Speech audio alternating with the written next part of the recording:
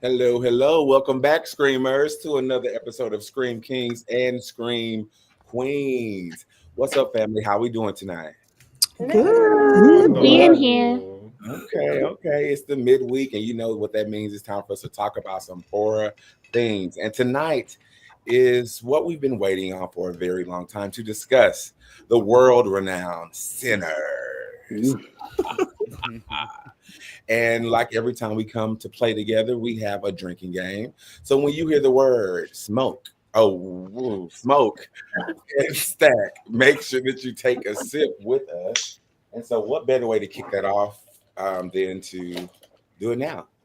Cheers. Tim, what's in your cup? Just a little gin, and Ooh. a little sugar-free raspberry juice. Ooh. Living my best life. What's in your cup? I saw two. A little bit of Hennessy, just a little though. Ooh. I do have to work Mm. tomorrow. So Oh, I'm not doing too much. just a taste. Just a chance. Okay. We have a wonderful guest here tonight who is here to sign their name in blood on the Scream Kings roster. Brother Joey, tell everyone where they can find you, your social media, and a little bit about yourself. What's going on, family? My name is Joseph Katembo. You can find me on Instagram at _Joey the Goat. I'm an actor here in the DMV. I heard about the podcast through a local friend of mine, Shalon. I think he's been on a few episodes. I figured I love horror. I could talk about horror all day long, so why not? That's how we all sort of started. Well, we want to give you a bloody welcome and thank you for coming to hang out with us tonight. Thank you. Absolutely. So, part of your initiation is you're going to go to this very special place that everyone has been to, and now it's your turn. And this place is called the Hell Seat. Mm. And in this, that's fine too. And in this wonderful place, you will be asked a couple of questions. Oh, of course, suspense. We like to build up. In this place, you will be asked a couple of questions to test your horror knowledge. And I can tell you this: it's hard to survive this place, depending who's asking them. And since I'm asking, you'll do perfectly fine. I think we should just go ahead and let's go ahead and kick that off. Ricky, can you send us to the Hell Seat, please? All right, here we go.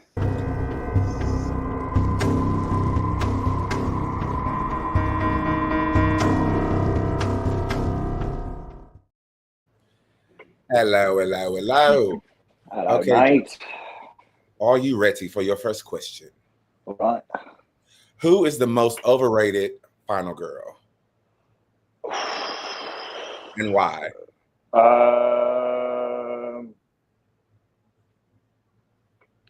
Ooh, I I know. feel like it's in between Laurie Strode or Sydney. Okay. I think those are fair answers. Tell me why you picked those two. Probably because they're the only two that matter, but Right. And I'm not hating on either or. I love both of them. We spoke about this. Mhm. Lori, obviously, because of all the sequels that she's been in, I'm like, how long is it going to take you to kill your brother? And Sydney, it's just like she keeps being pulled in the middle of things. And it's just like, okay, she's that girl. So go ahead. Do what you got to do. Go ahead on business. I ain't Yeah, mad at it.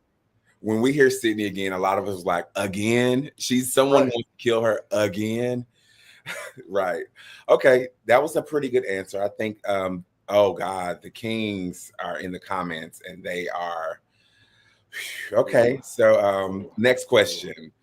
Um if you had to live in Haddonfield, Woodsboro, Derry, or Elm Street, where would you live and why?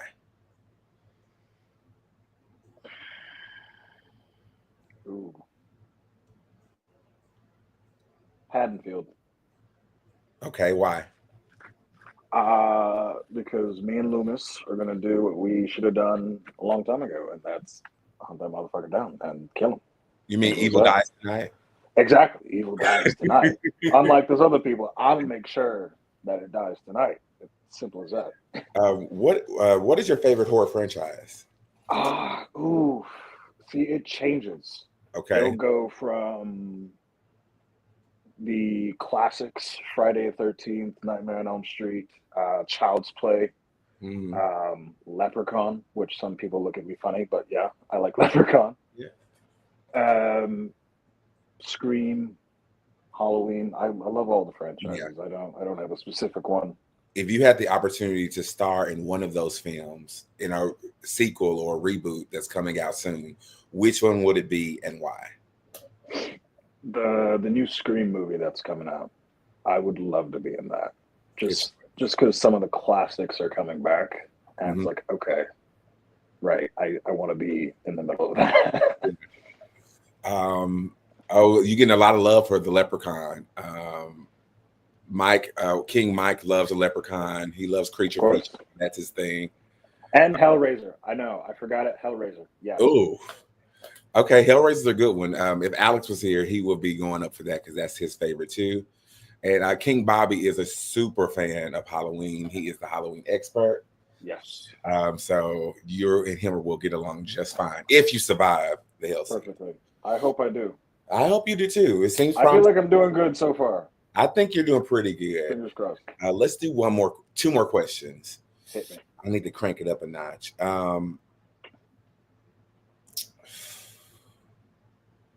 One second. We're going to dig into my bag of tricks for this one. All right. No. Name a horror villain you hope to never see in your nightmares. In my nightmares? Yeah. I feel like Freddy would be a cliche. Yeah.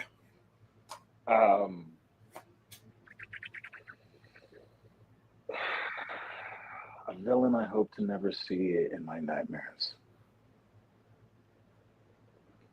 I don't want to see Candyman in my nightmares. I feel like that would just freak me out. I'm just like, okay, I want to wake up immediately. Right? Just somebody wake me up, please. I don't need to be around this. They're daring you in the comments to say his name 4 times, or is it 5 times? Yeah. Candyman. No, Candyman, please. Candyman. No, thank you. We appreciate your commitment to that cause, but we don't want that. That's the best way to reboot Candyman is do it via online. Right. New sequel. Last question. If you could be an accomplice to any serial killer, any horror icon, who would it be and why? To any serial killer. Any horror icon, excuse me. Any horror icon. Yeah. Who would it be? Ooh, that's a good question. I want to say Chucky. Okay. He has that. He's like the Joker almost. He's so playful with how he does it. Am I allowed to curse? Yeah, of course. He doesn't give a fuck. You know he's gonna kill you, and he's a doll doing it. So it's just there's a lot of humor in that, and I'm a funny motherfucker. So yeah, I love that. Okay, so you're gonna dress up like the Joker and kill people. Pretty much, if I could, yeah. Let's see. Whether it's the Chucky stay playing games, you're right. Right. When we get back, I think you survived your hell seat, but let's see what the of course, I have played a Ouija board before. Yes. Absolutely. Who wouldn't want to play with a Ouija board? All right, we can leave the hell seat now and see what everyone else, how they think you did tonight. Okay. Come on back. Ooh, my God, so many squares. I loved your answers, by the way. Thank you. Mike and Bobby, What's up? he passed? Did he get your approval? What's going on here? Of course, he wasn't afraid to drag Sydney a little bit, so you get points for that from me. You just can't wait for somebody to drag Sydney. What about you, Bobby? How do you feel? Same. I can't be biased with Lori because a lot of people feel like she's overrated. So it's fine. It's okay. Okay. I can see it. It's okay. Okay. Queens, did y'all like it? What you think? I liked it. Solid answers. All right, we'll send He you can an email. stay. He can stay. He can stay. They He like didn't me. mention, he didn't mention our final girls, so good. Okay. I like that. So I think it's time for us to jump right into this. What we came in for, what the occasion is for us to talk about smoke and stack. So get your pipes, get your cups, and take a drink. Whatever you're doing, it's time. I said smoke and stack. Things happening. Oh, yeah, drink. I forgot. All right. I'm saving my real drink for later. All right, so let's pop off with what we know about this movie, jumping into before we actually seen it. We know this is a movie directed, written by Ryan Coogler, starring Michael B. Jordan, Haley Steinfeld, Miles Canton, Jack O'Connell, Wunmi Mosaku, Jamie Lawson, Omar Miller, and the legend Delroy Lindo. This movie came out last week, and it has been kicking ass in the box office on a Thursday, on a Monday, on a Friday. Every day of the week is showing that this movie is making its coin. The budget is allegedly 90 to 100 billion, and some people are nervous that they're going to budget. Did you happen to notice that Variety tried to do a hit piece? First two people out the gate. Ben Stiller and Patrick Schwarzenegger. Absolutely. Defended the movie and was like, what are you talking about? Yeah, they're not the only ones. A lot of celebs actually came out blasting Variety for their post. Ricky, do we have that post? Yeah. There was a third one that had compared it to Once Upon a Time in Hollywood. It was like Once Upon a Time Hollywood made 10% less, and this is what your headline read. I heard that one. Yeah. So let's jump into that. Let's jump into comparisons, because the biggest comparison that I've heard for this is what is this movie called? Dust Till Dawn. Dust Till Dawn, yeah. A movie by Quentin Tarantino that came out in the 90s with George Clooney and Salma Hayek. Antonio Banderas? Huh? Antonio Banderas? Antonio Banderas was in it as well as a main character. Wait, no. You're confusing it with Desperado. No. Robert Rodriguez. No, Ricky, she planted. I was like, no, I in the picture. No, Ricky is George Clooney, who you're looking at. They don't all look the same. That's rude. But no, that was an amazing movie, vampire movie, Western style. So of course I can see the similarities. And period piece, and also the vampires don't show up to an hour into the movie. Just like this one. So I know we can talk for days about the positive things that we've heard about this movie, which we will. What are some of the cons or things that we've heard about this movie that are not so exciting or said it wasn't his best? I've seen people rate it 6 out of 10. I've seen people rate it 7 out of 10. Yeah, I've been seeing all the things. Has anybody else heard anything? Yeah, I would say one thing I've heard a lot of, and maybe it's just the way people view films now. It's too long, like the first act, like before it gets to the action, and I'm like, what happened to character development? You know what I mean? Or let's build the story. So it's like a lot of storyline a bad thing. Yeah, they just want the action and no development. This one is building. Oh, go ahead. Yes, I will say I did check my clock or my watch at a certain point. I was like, when the fuck these vampires coming up in here? Well, see, and this is what I told one of my friends, right? I think it's because you knew the vampires were coming at some point, so then you were waiting for it. And for me, I felt like I tend to go into these movies with, even though I've seen the trailers and I know they're coming, I go in with no expectation. I forgot that they were coming at some point, and I think that's what he wanted to do. Yeah, he wanted to build these people, build that emotional connection, and I felt like I wanted to be friends with both of them. I wanted them to have my back. I wanted to be their little cousin. You know, you want to be Sammy so bad. I remember in the movie theater, because me and Stephen saw it together, and I was like, "This is such great character development. It's gonna hurt later." And that's what I was. That was my thoughts as well. As soon as I was like, this is gonna hurt so bad. As soon as the beginning, it was like, built like when they were like rallying up the troops and stuff like that. So okay, I see what they're doing here. When we get to the end, I know it's going to hurt, like you said, Tima. I know that something's going to like happen. I don't know if they're going to take people out, like take them all out, take a couple out. I didn't know. I just know that something was going to happen, and I was here for it. So I didn't mind the character development, and I kind of almost forgot about the vampires because I was so interested in all the other characters and meeting them and like their story. Like it was pretty cool seeing that. So, and then when we got to the vampires, I said, "Oh shit! All right, here we go." Got excited all over again. Yeah, definitely that. You invested in the characters. Yes, we were definitely losing them. Seeing them die actually, made you feel something for these characters. Like, oh, damn, he's lost his, like it. That was a good movie. I don't see how you can say anything bad about Sinners. I'm sorry.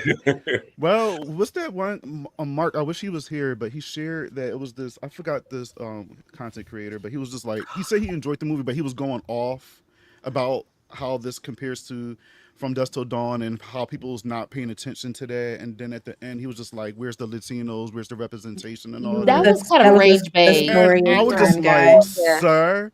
And I seen Christy in the comments. Was he? Yeah, I seen you in there. In the comments, yes, I was like, you know what? I don't have to say nothing. I don't have to say nothing. Mark was in there. Like a lot of people was in there. So I was like, okay. That sounded like a good dragon. I should have watched that. Oh no, he got dragged. Oh, he did. Oh yeah. I turned on Instagram and I said, "Ooh, what's going on?" The problem is that he didn't do his research prior to him going up there running his mouth. Exactly. That'll get you every time. Yeah. Listen, I love Ocean's 11 collect my new group members montage that we did the whole front end of this movie. I love that. There is a point, Michael, that I was like, okay, but as soon as I had that little inch of okay, it happened. So I was like, I won't count. I agree. Like I was right there. I was like, in a different movie, it would have irritated me that I didn't get enough vampires, but they did a great job of keeping me interested throughout the movie that I didn't care leading up because I was so invested in what was going on. Yeah, and also because they shot it on IMAX, they made sure to take advantage of the location where you got to see the cotton fields, you got to see the mill before they purchase it, the little township with one side of the street with black people and the other side of the street with white people. You had to get to know these things in order to get the context of the story. They really gave you the time to soak up the history behind the film. Yeah, and I want to kind of highlight too. There was so many. Sorry. Mike said tamale sign. FYI, there was a tamale sign in Sinners. I wish I would have seen that post. I would have said, "I'll tell you where the Latino representation is when you show me the Afro Latino representation on Telemundo and Univision. Then you'll have your answer." Yeah, that tamale thing was insane. Thank you. That's insane. That the pacing was the only thing that I heard for negative feedback, so we can put that to bed. Honestly, there's no better reward for people like us who understand storytelling to have a world building that we received in the first 5 minutes of this movie when they gave us the mythos and the lore of what the Eights or the vampires or what they call them in this world will be. And Ryan Coogler ate that. What I've been saying to everybody, me and Bobby was talking about, and I was like, when award season comes around, if they don't tweak everything, I don't want to hear nothing. I don't want to hear cinematography. None of these, whatever these other movies are going to be, I don't want to hear about it. They got to watch all the movies now, so I'm curious what's going to happen. I mean, cinematically, is no reason why. Like, I'm sure we all seen all the interviews how Ryan Coogler explained how he made this film and the technique that he put into it. That alone is enough for it to win. And one of the few films with a female cinematographer. Absolutely. Huck Pop Culture Cafe said, "Oh, And I got to say, Michael B. Jordan interacting with himself was so seamless. I swear he has an actual twin. He gave us Lindsay Lohan that. Yeah, I forgot that it was only one actor. Yeah, he did amazing. Kira and I talked about that. Yeah, we loved how the twins each had their own different personalities because people forget that, being sometimes the same or twins, that you are individual and you have different personalities, and they did a great job like showing the differences. I like that. Absolutely. Body language, facial, just facial, everything. Just you could easily tell. Even if they didn't have the colors, you could easily tell who was who. Yeah, I was thinking. Tamon, didn't you mention this right here about if substance got noms? Shouldn't it be the noms? Absolutely. I said that when we covered this on Geeking Out. If Substance got all those nominations and Demi Moore was nominated, I don't want to hear anything about any of these. Even Haley Steinfeld, who's one of my favorites in this. Yes. Everyone needs to be nominated. And Michael B. Jordan, it's your time. Okay. When I learned something about her, I didn't know. The character in the movie that she plays is supposed to be one. If back in those days would have been called an octoroon, a 1/8 black person, and Haley Steinfeld is also 1/8 black. Absolutely. I didn't know that he actually has a person that has I did not know that. makeup. Absolutely. I think she just learned that, right, Shasha? Too. She just learned that history. No, she didn't. Her grandfather is her mother's. Yeah, her grandfather is half black. Yeah, Filipino, right? Yeah, black and Filipino. So she knew that, but she, with doing this movie in her interview, she said it gave her a whole different conversation that she brought home to her family, and they sat around and talked about what this means for her to be a quarter black and all those things.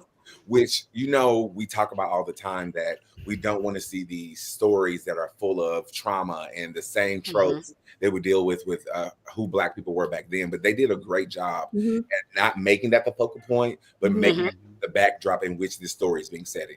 And there was somebody did a TikTok that I didn't even realize. You remember learning about Plessy versus Ferguson in school? Oh yeah. He had sued because he was made to sit in the black section instead of the white section. He was also only a quarter black.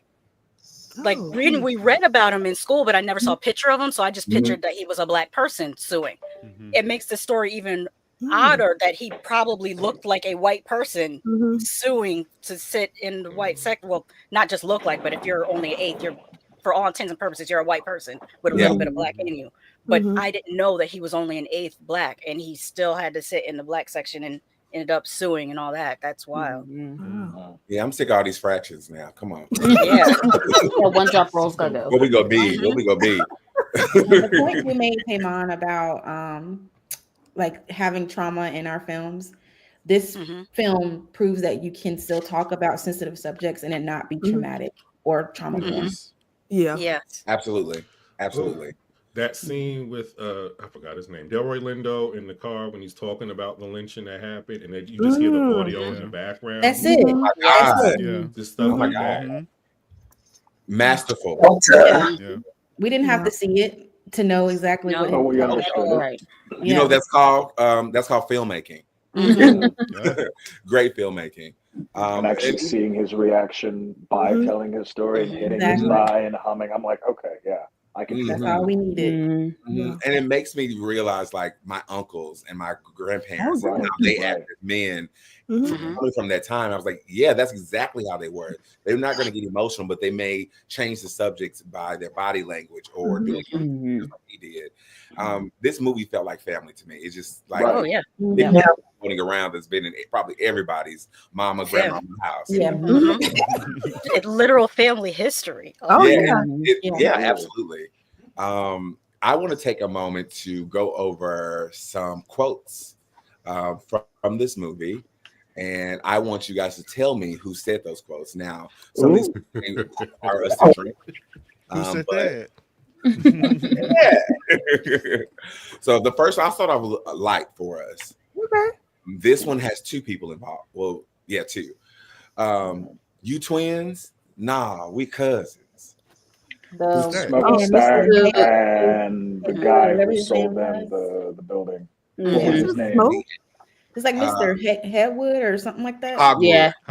Hogwood. And Stack. And I believe if we say the word stack, we should do something. Oh.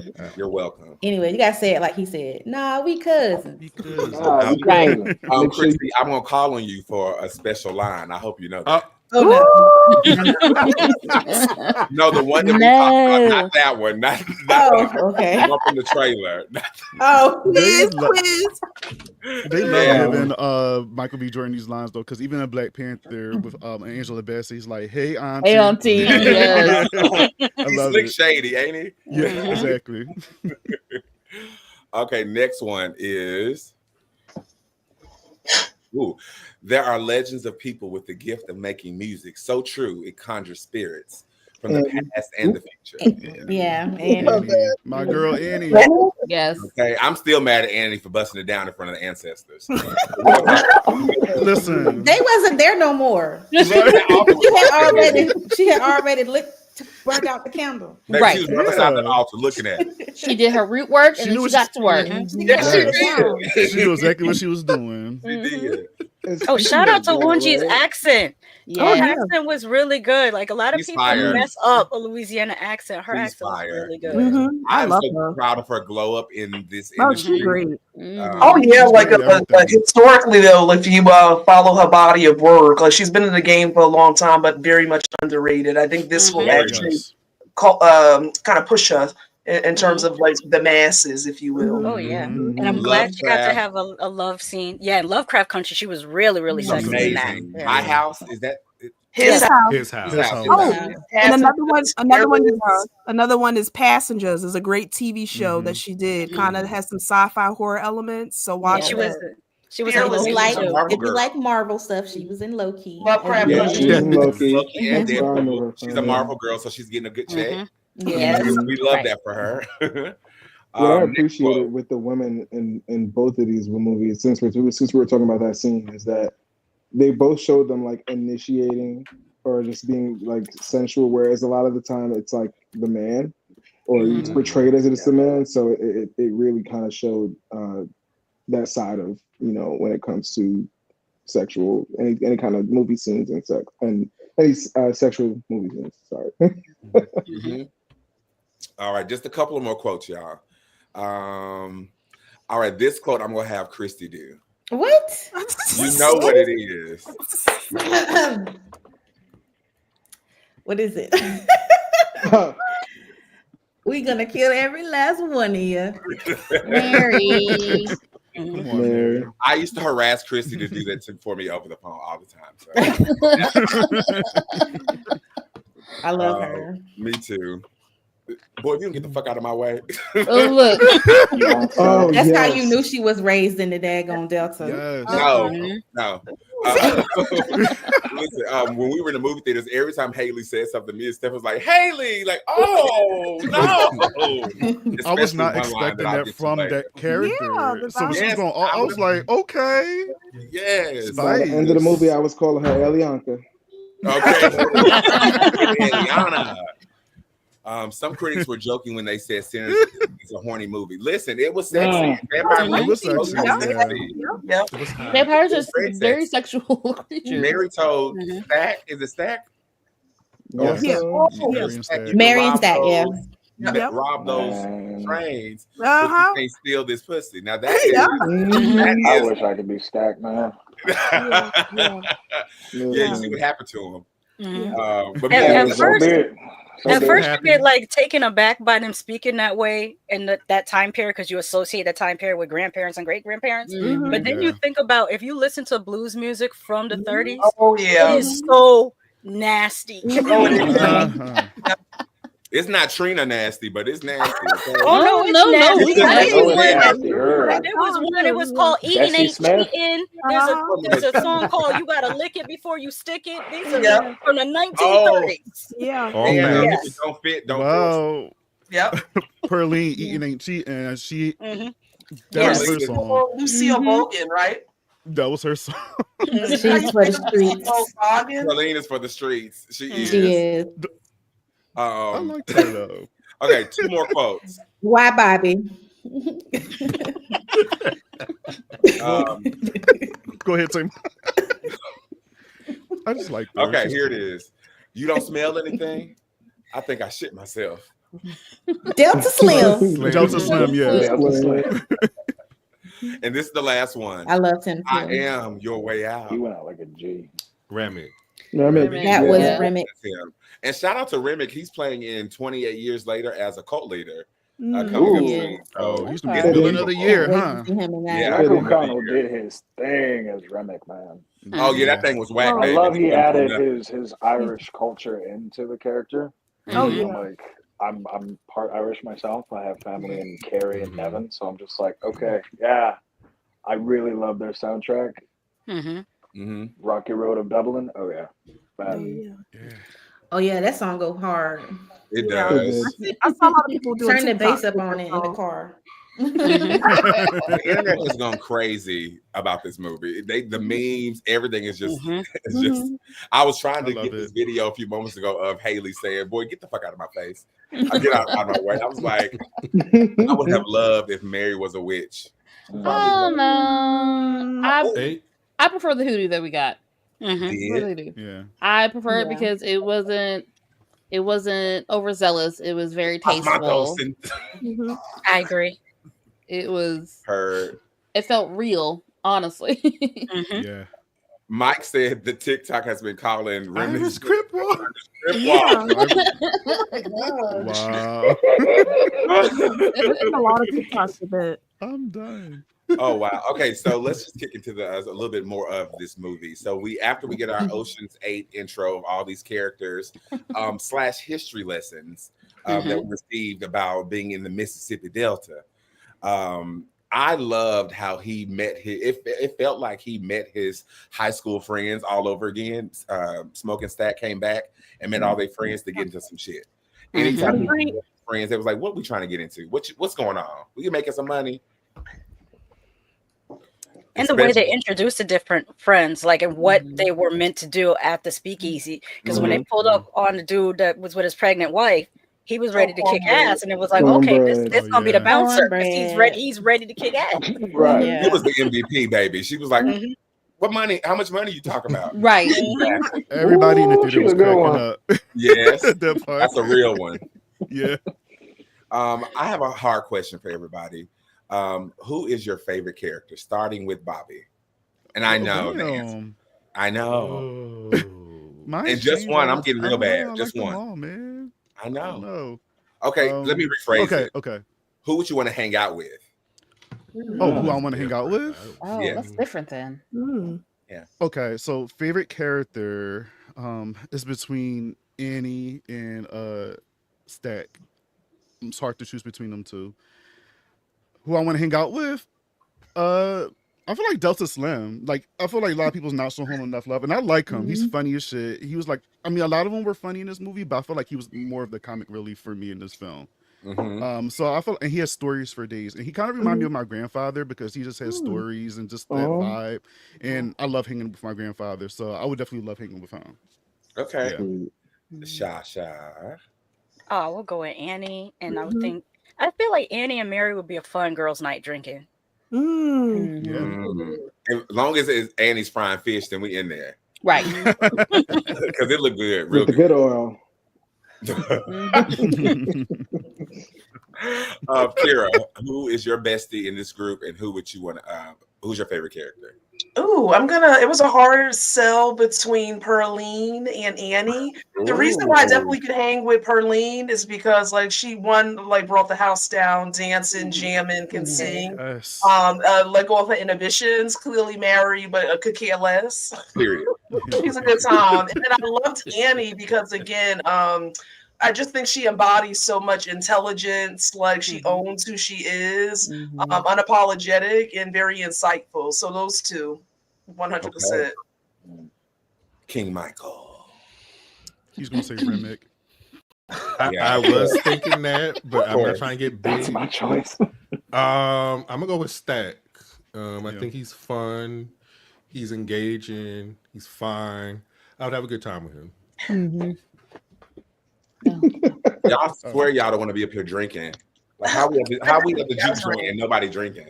I did a sip. Queen Christy. please tell me who is your favorite character and who you want to hang out with. And you can't say me. Well, absolutely, Annie is also my favorite character. I feel like I'm closest to her out of the entire lineup of characters. And then now, even more after watching the movie, I just want to like dive deep into like all of like the hoodoo stuff. And I'm like, ooh, I'm excited about doing that now. Mm-hmm. But who would I hang out with? Okay, I guess it would depend. If I'm single, I would hang out with Smoke. There you go. That's valid. That's valid. That's valid. Cause woo, child. Ooh, I can't wait to clip this. We telling. But if it's real, like I'm married, then I would have to hang out with Delta Slim as well. Same reason as Bobby. He definitely reminds me of like my granddaddy, and I think I would sit next to him and just listen to him talk and be just as content and happy with life. And have a couple drinky drinks, you know. Right. Yes. He's like, "What got you through?" Tap it on that thing. Alcohol, baby. Okay, Mika, what about you? Okay, so I think for my favorite character would probably be Annie. I just loved her character. Same thing, just very assured of herself, intelligent. You could just learn so many things from her. But I probably would want to hang out with Preacher Boy, Sammy, just because I love music. I'm really into music, like vinyls, blues, all that. So I know we can really have a good time talking music. So that would be my choice. Okay. Steph, you got excited. You're next. Yes, I concur. So I was just like, I love the twins, and I literally cried when Stat died. I cried. I like the Stag is so much fun, but I see a lot of myself in both of them. I can get serious sometimes, and I'm like about business, but definitely I was gonna say Preacher Boy because Sammy, let me tell you, that voice is amazing. And then I just love the guitar. I would be like, I feel like we would be jamming. And then after we finish jamming, I'd be like, hey, where your cousins at? You know? So but he's such a nice young man. Is he? He found the button. He's so beautiful. I just want to taste you. He's like, I'm not always nice. All right, Joey, what about you? Who would you want to hang out with, and who was your favorite character? Ooh, favorite character would probably be Remick. I love how playful he was at times, and he wasn't just vampire. He was a lot, and I loved it. I'd probably want to hang out with the twins. I see them as one, either or. I'm okay. I love them both. Okay. Y'all want to be triplets so bad. I get it. It's meant to be. It's meant to be. Ricky, who is your bestie and who was your favorite character? Okay, definitely. Obviously, my favorite character is Annie. But I loved her. I loved the knowledge and confidence she had. And it wasn't just the like all-knowing type of practitioner. Like, no, she shared her knowledge and did what she could do, and she was. I love her demeanor. I think Sammy and Smoke were more my speed. I appreciate the naivety of Sammy, but I love how Smoke was just like, okay, you can hang for a little bit, but you're not really in this, so you can get on, and I'll listen. I'll go home because I'm not going to stay for that. That's not Ricky. You know, you're right. You know what, Smoke? You're right. I'm gonna give me a drink and a piece of fish. I'm gonna go home. You're right. Let me get out. Yeah, I actually love that too because, like, growing up, I had those type of cousins. I had those cousins that want to drink with you, and then I got those cousins like, wait, how old are you? You ain't old enough to drink. So I like that. Cousin, I'm 21. I know you're only like 6 years older than me. What are you talking about? For me, I don't want to say Annie, but she is probably my favorite character. Go ahead and say I like any magic user in any movie that I watch, and I like how they practically showed her using her skills and her knowledge base. And my bestie probably is going to be of course. Anybody that can help me cut lines so we don't have to wait nowhere. We're for it. You trying to use her privilege. We're not standing in the back of the line. Okay, so we're doing it. So she be a good time. She talks shit and she can fight. Remember, everybody ass in here. So, I'm even though she got bit, but she would be my homie that I would hang out with. This movie was actually emotional for me because my family's from Louisiana and Mississippi, right? And so it just felt like family and home. Everything I saw, like how the Southern draw is just like how my uncles and my aunts talk, like, hey, my baby, all that kind of stuff. Felt just like all of that. And so, especially Delta Slim, he was just like one of my uncles for sure. Like, why are you so angry and bruised and drunk all the time? Because I've had this life that you don't understand, little boy. I'm like, okay, but you a little mean. And so, like, when I saw him, I was like, that's my uncle, hands down. Okay, so let's move forward in the story. So we have everybody collected together. We have, you know what? Grace is my other character too, because I like how she bopped around when the music was going around. Yes, she got some rhythm. Yeah. Even when she was walking across the street to the other side. Oh yeah. Shasha, you know it. That was history in itself. That's I stumbled upon a TikTok with this Asian woman from Mississippi, and she was talking about the stores across the street from each other.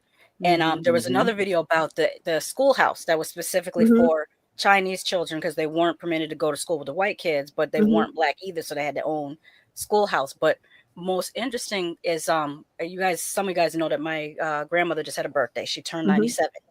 So she was 4 years old during this time period, and she told me stories about when World War II first happened. That she walked down to the apothecary to get some candy, and they got a telegram. That's how old she is. She could tell.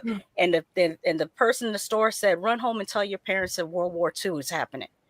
And she told me that in her neighborhood, my grandmother grew up in mostly New Orleans, but she went up to the country and by Baton Rouge through the summers to spend with her grandparents. But in New Orleans, she said there was Asian people all around her that they sold like abacuses and fans and parasols and silks and all kinds of stuff. And then she said, right when World War II popped off, the government came and just rounded them up, like literally snatched them up. Like 1 week they were there, the next week they were gone. And they confiscated all their property, their cars, anything they owned.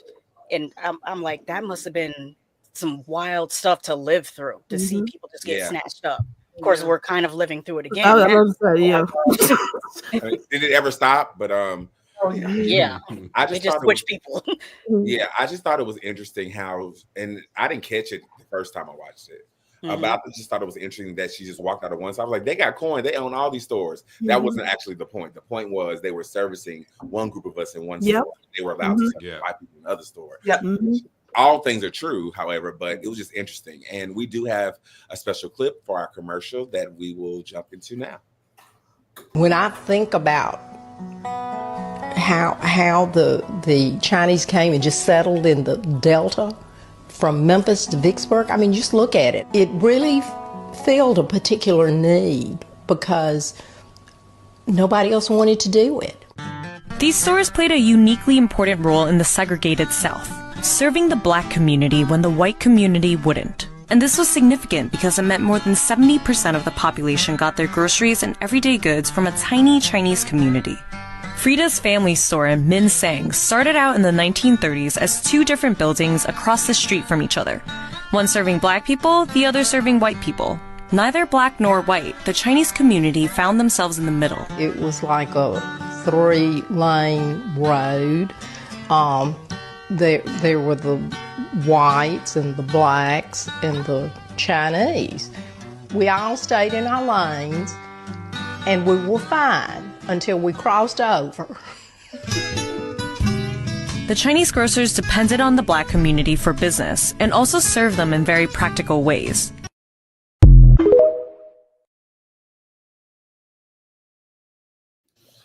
Thank you, Stone Taylor 5, for that wonderful TikTok.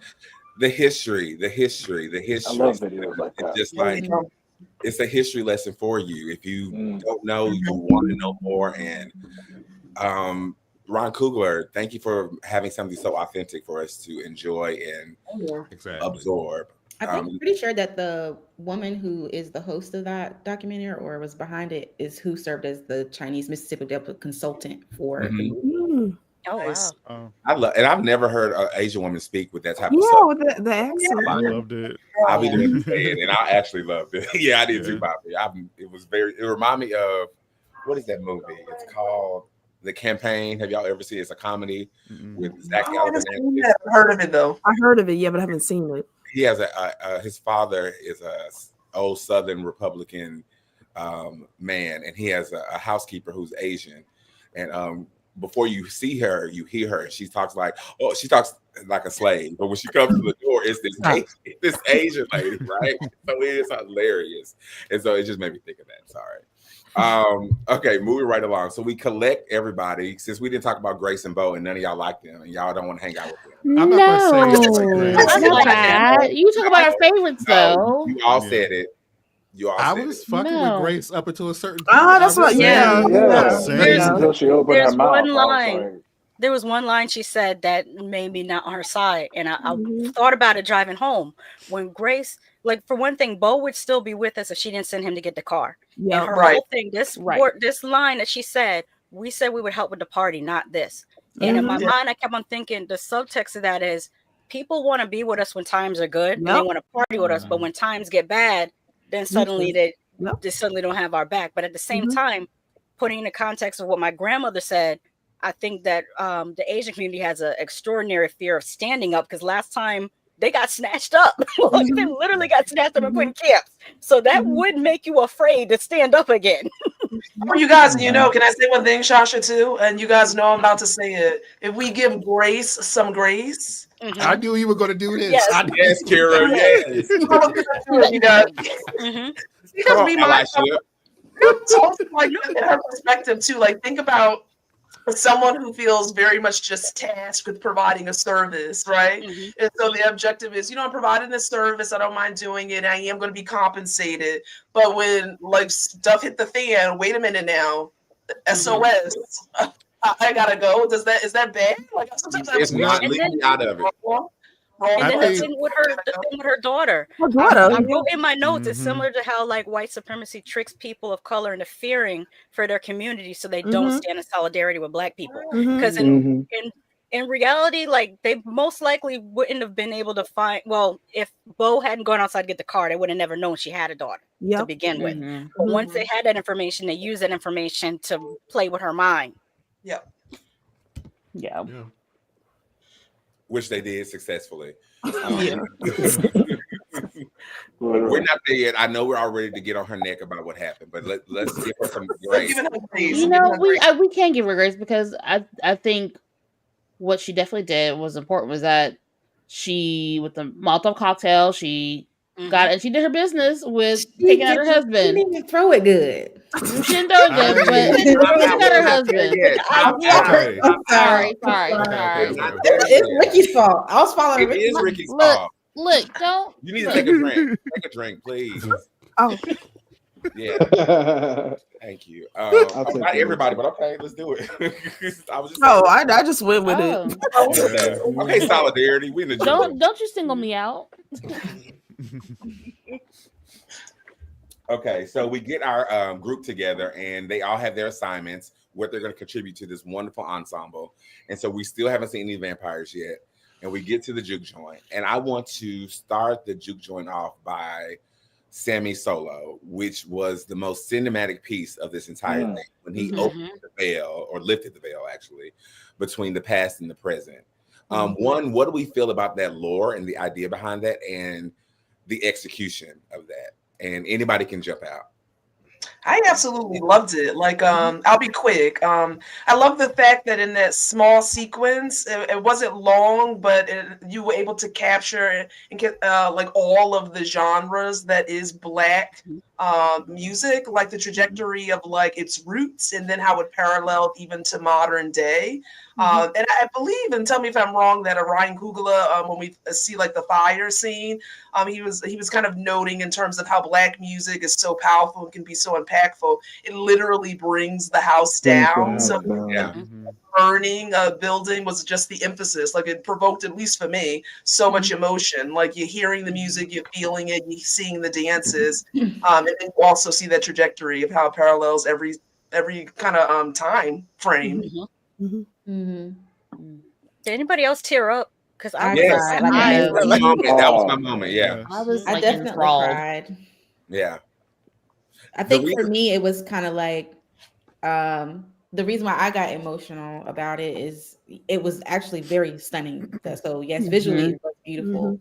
But it was emotional for me because I don't know my ancestors, right? Like I don't know where they're from. And like to see like these individual moments of representation of different tribes from Africa, and being that connection is like, because we don't really have that connection, and I can imagine how powerful it must be to know where your ancestry comes from. And so I think that's why that one scene was like super emotional, because it's like, yeah, we don't really know, you know what I'm saying? Like we don't have that solid connection to our past in that way. So music is kind of like our way of like bringing all that together for us, and so that's why it really impacted me. 100% agree. I don't know how he does it, but he did it in Black Panther as well. He did, yes. Just that, like it, the way that they EQ it, the way that they mix it, it almost gives you a feeling of floating. When he hit that high note, and you're just like floating. And then, I mean, even in Black Panther, when it was like all the stars, there was one part that's not in the song. Yeah. I don't know if you know what I'm talking about. There's a part in the song that they played during the credits that kind of just feels like you're floating, and it just gives me goosebumps every time. Every time. Yeah. Yeah, that scene. It was. Again, at first I was like, "What the fuck is going on?" Because I was like twerking. I'm like, "Wait, huh? Is that some costume changes?" Like I was confused. I was so lost. But then I was like, "Oh, I see what they're doing." Yeah. But when Sammy hit that high note and it just went on for a while, and then it goes back and you see like how everything's burnt down, but everybody's still dancing. You just see Remick looking in. It just fucking chills, man. Like I love it, and I'm so happy they added that into the actual soundtrack. Like you actually hear that long like echo that Sammy is just so good. Like it gives me chills to this day. And like you said with Black Panther as well, the music, like as soon as that movie goes off and you hear all the stars, it's just like, damn, I just experienced this fucking masterpiece, and it just makes you feel good. You know, like this was created for us. I love it's the influence from the past, and then we see parts of the future and how Black people have influenced music that we have now. From the funk to hip hop to even ballet, like twerking, like it was so important. Yeah, I am gonna need y'all to stop twerking in the kitchen near the food. Off that ass by the grits, baby. You gotta fry that fish the right way. They were stop. But it's just like I wonder where Ryan Coogler's mind, like how did he write this? Like what made him, like how did he put all of this together? Like I want to hear him talk about that. I want to see like how session, brother. A nasty smoke session that night. I need a director's cut with details. Yes, please. I need one. Yes. We need the steel book. We need all the things immediately. On that thought that Christy was talking about, not knowing where we're from, it's an interesting thing when people say that, because there's like we've been in America longer than some current day African countries have been named what they're named. So like it's an interesting thing, and then but to bookend that, it does fill a hole in your heart, because I was able to, with my aunt's help, we did our ancestry, and we were able to find out, we were able to track it back to all over the place: Nigeria, Ghana, Cameroon. Like we're Black Americans, we can't even just say we can just say broadly West African because it's mostly that area of West Africa. But it did fill a hole in my heart when I found out specifically, oh, this is where this tracks back to. And most interestingly, different surprise. My great grandmother used to say that some of her people came from the other side of the pyramids in Mexico. I was like, yeah, whatever. Because a lot of people say, oh, we got Native in our family, and nobody don't pay no attention to it, right? Why Mayan came up on that shit, and I was like, I remember sitting in a high school classroom being told that Mayans didn't exist anymore. We might be walking around here in America and don't know that we part Mayan. That's wild. I agree. It was emotional, and I mean, if we're stolen, how could we possibly know as far back as what we do? Exactly. And once you're someplace for half a millennia, you're of that place. Yep. We've been here for half a millennia. We're from here now. And that's why music is so powerful, because a lot of people, that's what they had that they brought that was unique to like where they were from, the music. So even through like slavery times, when trauma and all those things, the music is what kept people together, and so that's why it was so powerful as a scene too, because even like the juke joint, you have people who working in the fields for long periods of time. That juke joint was a time to just relax, get rid of your troubles, and just have a good time. And I just love that. That showed how powerful music is to culture. Yeah, I just thought of something else. There was a discourse going on sometimes online with the whole, when they have the diaspora wars and they try to say we don't have a culture. Yet we created jazz and we created rock and roll. Who don't we have created culture? Country and we created hip hop. We create cultures. What do you We are the talking about? culture. We don't have a we have so many cultures. We created your we are culture. the culture. You're trying to get people upset. Don't do this. I know. I almost got mad. Joey, do you have a thought about that musical sequence? And I know that you have to head out soon, so give us your spiel. I thought the musical sequence was beautiful. I thought the way Sammy's story and how Ryan was inspired by, I believe, Robert Johnson, and how he sold his soul to the devil, and the devil wanted his music, similar to Sammy. I just saw a beautiful parallel in that, and I wish I could have seen more of what happened with Sammy. But the post credit was just ooh. But I'm gonna. That was powerful. And Joey, thank you so much for coming and hanging out and signing your name on the book. Thank you, Joey. Nice to meet you. You'll receive your email with your certificate. Your certificate. But yeah, thank you, and we'll talk soon, and we will see you back here. Of course. See you guys. See ya. Bye. Wait, you guys, I didn't remember who said it, but there's a saying that says, I may not be able to explain how I feel. I'm kind of paraphrasing here, but I can find you a song that can. So it's like a reminder that, like, whether you're sad or joyful or feeling like rebellious, like there's always a song, at least personally for me, that I could refer to convey how I'm feeling. So even in that scene, it was so layered too, in the sense of escapism almost. With regard to, you know what I mean? So I wanted to note that because I felt that. Did it look like it was all in one take? The way the Yes. camera was I think moving? It was one take. Yep, it sure did. Again, sweep next season. You understand? Yeah. I was emotional for a few reasons because I've never experienced something like that. I guess people call it the Holy Ghost, when you're in church. But this moment, felt like that. It felt like we were transported. It felt like that is the moment I would have wanted to been on set. I would have wanted to have been on set with a box of tissues because it probably would have took everything out of me to be there. Yeah. Do we consider Sammy a magic user? I think he is a magic bearer. Exactly.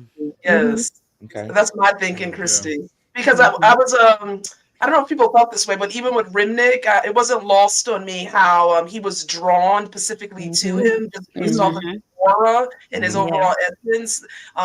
So even just wanting him and having a piece of what he embodied, that signaled that to me. So Christy, I think you're right on the money with that. Yeah, the guitars was like his wand, his conduit. Wand, I like that. I like that. remember that for something I have when we talk about how do we move forward with this franchise. I wrote it down. That's a strong word, franchise. Oh, that's a strong word. Your scream ass. Franchises in all movies. What do you mean? Wouldn't you love to see it in different time periods, like Exactly. the 50s and We love a good 70s? universe. Already confirmed it's not the end of it. So one movie is not enough. 3 movies make it a franchise. So you were correct. Michael, did you tell us how you felt about the scene? I mean, I echo everything y'all was saying, but to me, it was just the whole movie for me, just overall. And then I was thinking about, because I was thinking like the costuming was great, the production. It just overall, I could not allow myself to be annoyed that vampires weren't showing up because I was amazed by what I was seeing on the screen. Yeah, I like that. Ruth Carter with those costumes again. Yes, from Black Panther. She's an icon in all things. Yes, Mark, I hope you're right because I don't want this to go down. I don't think he's right. I don't want this to go down a road where it's no sequel, but there could be a prequel. There can be. There could be a lot of different. It has to be real. Look, I know we'll talk about this later. No prequels. I cannot say. I know. I don't like. We'll talk about this later, but like, it has to be. If we do that, it has to be something real specific. Like I don't want just any old part of the story. Like I want like a specific part of the story to explore. Exactly. If not, I don't need it. I'm okay with what we got. Exactly. I feel the same way. It's like I don't want them to really touch this. Like don't just please nothing else. But I trust Ryan as long as he continue to keep doing stuff. But it's just like I don't want it to go left. Yeah. So it's just this is a masterpiece on its own. This is this is it. I don't need anything else after this. If we do, cool, but like I don't need it. Next project. Trust anything in his hands, but just give us the next project. I think this one's. Guess what? It doesn't have to be a sequel. It could be in the same world. It doesn't have to be. You can build a movie off of the Native American vampire hunters. That's a movie by itself. I was not there yet. Everybody started going crazy when I said you said it. I was backing off. I got attacked for saying the word sequel and franchise, so I'm going to just back off from that, and we can move on to something else. That's simple. So we brought up Remick a lot, and I think he deserves an applause for the type of antagonist that he was. Ryan Coogler has an amazing talent for giving us compelling and believable. I won't even call him a villain, to be honest. Antagonist in this situation, because honestly, what he was saying was, I want to colonize y'all, not to enslave you, but to make us one big unit so we can kill all these KKK people and just live in happiness. That's actually a valid pitch. I went in the movie prepared to hate Remick because I was like, oh, he's going to be the vampire villain. Me too. But they Killmongered him. Where it was like, oh, I get his point. Exactly. No. Not just Killmonger, even Namor. Like Namor too. Yes. Villains, every villain that he has is just like the villains make a good point. You just I get it. see that side. You guys, didn't you find? I thought Remick the 3 of them together. I thought them so entertaining. Yes. And that woman kept repeating everything that he was saying, and I was like, "What the hell?" And then you got Mary to look at her like, "Why are you touching me now? You were keep eating him." And his subtlety in his acting, because when he first went up to the racist couple's house, he first was like trying to appeal to them, like, "Oh, I'm in danger. Can you help me?" And then when he seen that they had the KKK hood in the back, he was like, oh, these people don't have no empathy. Let me offer them money instead. You could see like the gears in his head change, like, oh, they're not going to go for that. Let me go for this and tell them that, oh, with some Indians and here's some money. And then he played on them too. But that was good acting for him to switch gears that quickly. And also his accent, when he went from having the Southern accent to back to his original Irish accent. Yes. I don't know if I was feeling him, because I feel like he was just more so say what he needs to say to kind of get what he want, and kind of just like a culture vulture. Thank you, Mika. I'm waiting for you, Christy. What were you going to say? I was going to say, I totally disagree with y'all that he was not I mean, he was absolutely crafted well, but he did not have no good intentions whatsoever. He knew what he wanted. Exactly. He knew exactly what he wanted, and he was going to say what he had to say to get it. Mm-hmm. But Now, he revealed towards the end why he had vengeance. But let me not interrupt. I'm sorry. No, go ahead. Go ahead. Oh no, I was just saying in the scene where he is like facing off with Sammy, and Sammy starts praying. He says this one line. He was like, "When they stole my father's land, they gave me those words too." Exactly. And at first, I didn't get it, but then I stumbled on somebody's TikTok, and it was an Irish person, and they was talking about how that line was meant to represent when the British went to Ireland and literally stole their land and forced them into Christianity. Told the reason why they dance without their arms is their dancing was outlawed. So that's why they keep their arms down like this to try to trick it, and then force them into they actually didn't have a famine. They were pushed away from their crops and forced into a famine. So he has all this vengeance for those people, but his mindset is kill them all. He's not that's his mindset. Yeah, no, I agree with that. I agree that he obviously had that kind of past, but I still don't think in that moment when he was trying to get what he wanted from Sammy, he was going to say what he had to say to get it. Oh, yeah, it was for him. It wasn't for them in the end. Yes. Yeah, right. Yeah, that's I why agree with both things. he wants to colonize us for sure, which is what. Same album too. I was jamming with them too. The music overall, like everything. The music was hitting. Everything. Yeah, but it was given like pillage, like I want what you have. You know what I mean? And that like you said, that colonizing mind. Like I don't know about that because if he wanted to, he could have killed. They didn't choose force. They choose manipulation versus coming in and killing everyone. That's what I did like. Well, they couldn't come in without being invited though. Not anybody, but by other times in the movie, they could have killed more people, but they didn't. They were using community and fellowship as a way to exactly. try to bring them in. They were using community and fellowship, but what happens when they commune? How do they work? I don't know. They take everything from you. It's not like we all get to share this.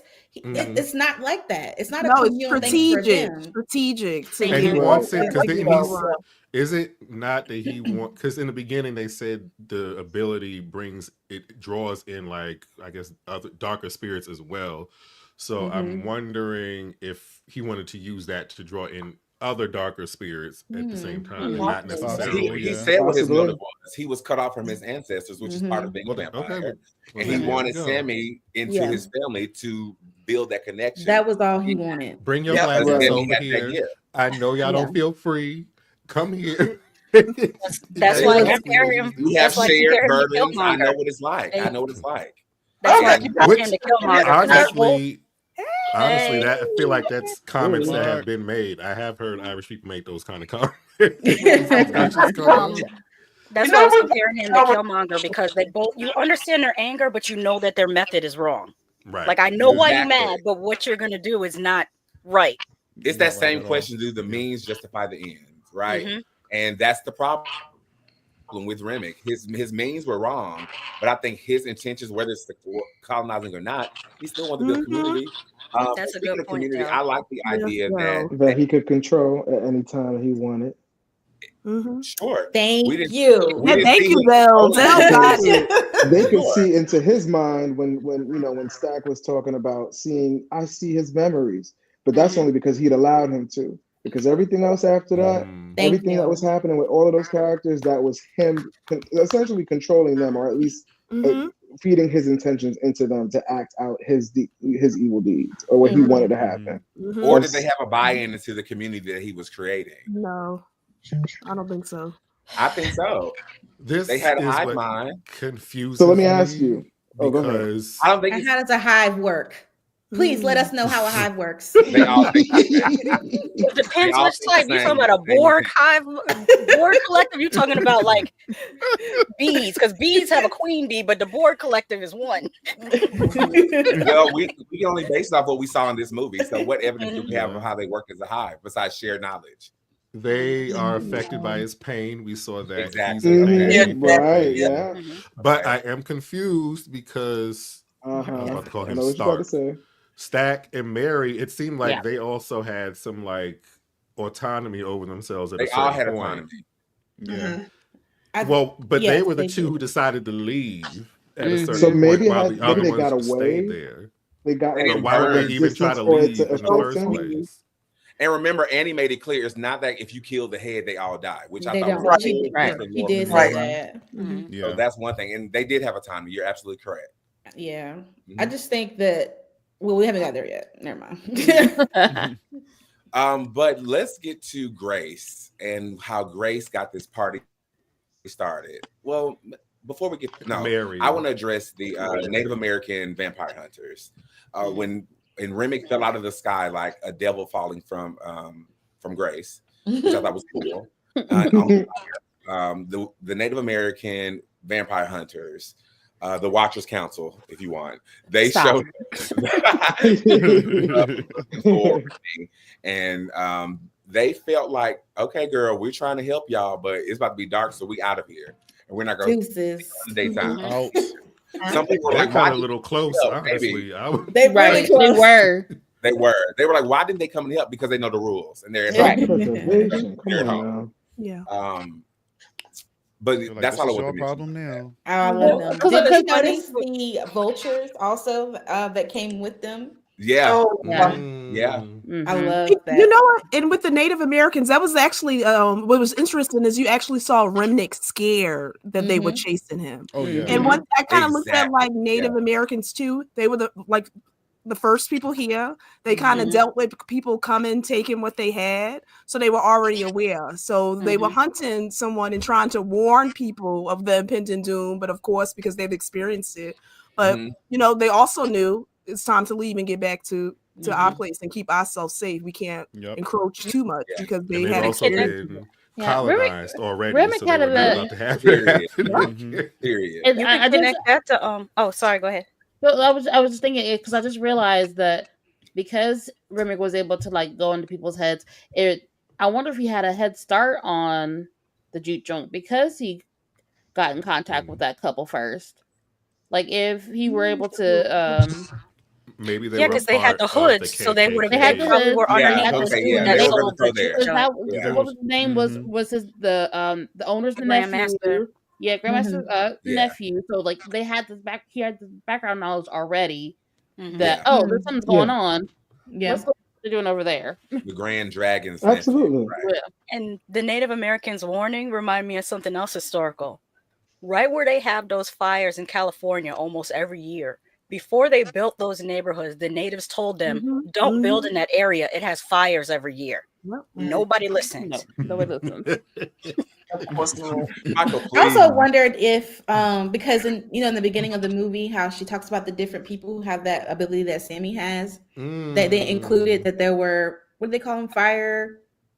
Oh, that is what they're called. Fire something.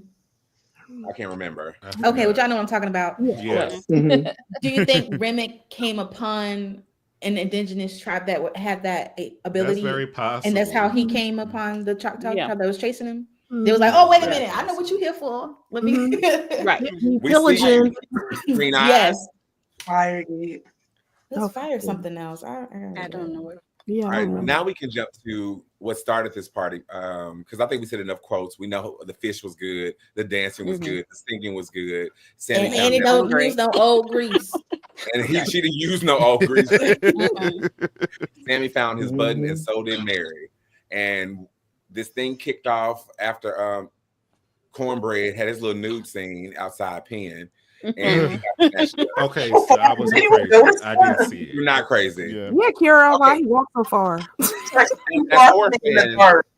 As horror fans, how do we feel about? I said this to Ricky. How do we feel about the taste level of showing things? Like I was like, where's where's Mary's little chase scene before she gets snatched up? Where's Cornbread little struggle? How do we feel about the lack of that type of horror and gore and just not really knowing if they return? But just knowing they were turned. I'm gonna say the same thing I said about the part later in the movie because I really enjoy the movie. It did not bother me as much. But with a lesser film, I would have been mad. I love this. You're not showing nothing. You show him floating, that's it. I would have been irritated if this were a different movie. Yeah, and they handled everything else poorly. But I guess they showed enough. They showed enough towards the end. Okay. And I guess they also wanted to, even though we knew they turned and stuff, I feel like they also, I guess for people that probably didn't watch the trailer, they probably want you to, they trying to play with you. Are they actually telling the truth? Are they not? Because like that one guy, the one they thought was a vampire and they knocked him out, they dragged him out and he was like banging on the door. I mean, so yeah, he could have been a vampire there and acting like he was, you know, calling for help at that time, and we didn't know because we didn't see it. So it's kind of like they're playing with your mind a little bit. Yeah. Same thing with the garlic as well. But I feel like, well, with Cornbread, we knew because we seen in the trailer that he was. Oh yeah, Mary started all this. Keep your ass in this damn place and stop trying to be friends with everybody. Right. You got Mary to was start about that business, Mike. Yeah, but we're not thinking about vampires though. Like in real life, like we don't. He already said y'all real. not coming in. I don't know, but this may be a country thing. Also, going out and talking and being polite. I don't know, but no, it is. It wasn't about being polite. It's about checking a hoe. Like why? That. So realistically, if that was our friend, would we just let her go out there and handle business? Absolutely not. That's another thing. You let a woman just walk out by herself in the dark, right? With random ass people. It is what it is. I just But also, I'm not letting my cousin or my girl or whoever just walk outside by herself. But also because of Mary, I think she was considered, you know, like that she was passing as white throughout life. So she kind of, to me, took it upon herself to say, "Oh, I can kind of probably relate to them and maybe kind of see." That's what she said. Yeah, what they give him. Their intention. But she was also known to be tough as well. Intentions were. And then we didn't even get to see her fight and punch nobody. I was annoyed. I wanted to see her. That's why I was annoyed too. All she had was this little bitty gun that she didn't even get a chance to use. Yeah. But here we are. She prances right on in, getting the fuck out of her way, and she find her man Stack, and she take him to this back room and she ride him down. And the next thing we know, he's lunch. Don't forget to spit. That's when the party starts. That's when we get her famous line. Yeah. So they have to be invited in this one because there's so many different like vampire lores. There's some movies and shows where the vampires don't have to be invited in, and there's some that they do.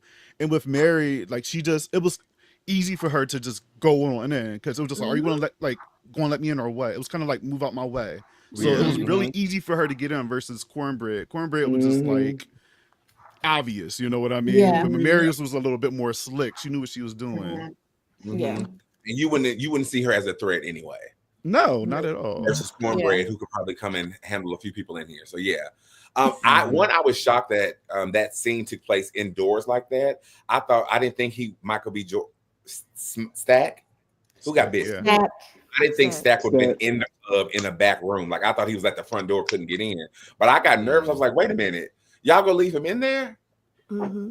Okay, I don't know how this works, but at that point, I thought they were just going to show out and start killing everybody in there, but they did not. That was the other weird thing. It didn't seem like blood is what was driving them. It's almost just that's what they needed to change each other. Motivation.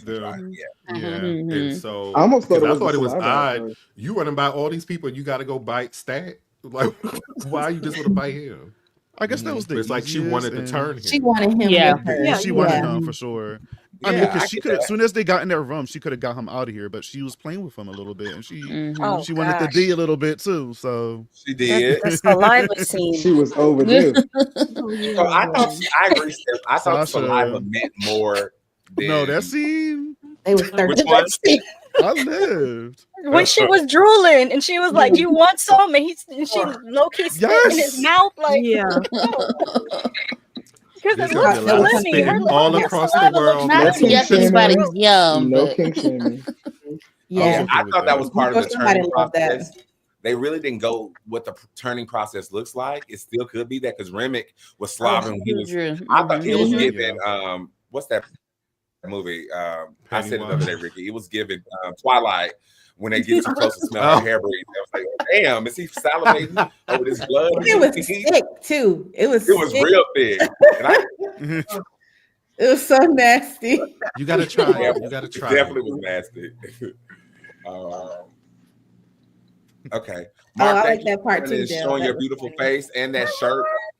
Miss you, love you, mean it. Oh. Hey. Who we talking about? Mark and his shirt. 80s world. Oh, shirt. Nice.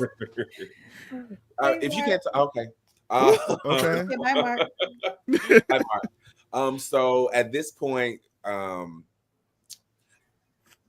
don't know if I felt like compelled emotionally at that moment that Stack was seeing his brother slip out of here, or the moment at the door when he couldn't realize, like, you saw your brother dead.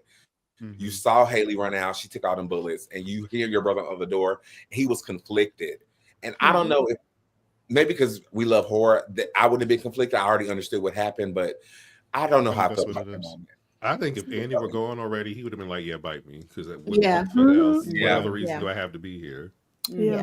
Wouldn't you do that for me, Kira? I think it's the twins. No. Yes. No, listen, no. I know it's not you anymore. She said, no biting, no cardio. No biting, no cardio. I would have saw that, and I would have known, like, you going, rest in peace, R.I.P. But no, seriously, you got to think about it. I didn't even think about Dusk Till Dawn. Well, you know what? Okay, you know the comparison too, because again, I get the sibling dynamic. Because even when I'm thinking about Dusk Till Dawn with Quentin Tarantino and George Clooney's character, when he knew he turned, he still wanted people not to touch him, away from him, and he was the one that ultimately ended up killing him. If anyone else was going to do that, he was. So I think that I would definitely put you out of your misery if I had the opportunity. Not even let her free. No grace. No, neither. I give you permission to kill me. I don't want to be damned. I don't want to live forever. I don't want to be biting people to survive. Girl, take me out, or I'll run into the sunset myself. I'm not doing it. Listen, Annie understood the assignment. She knew. Yeah. She did. Thank you. Thank you.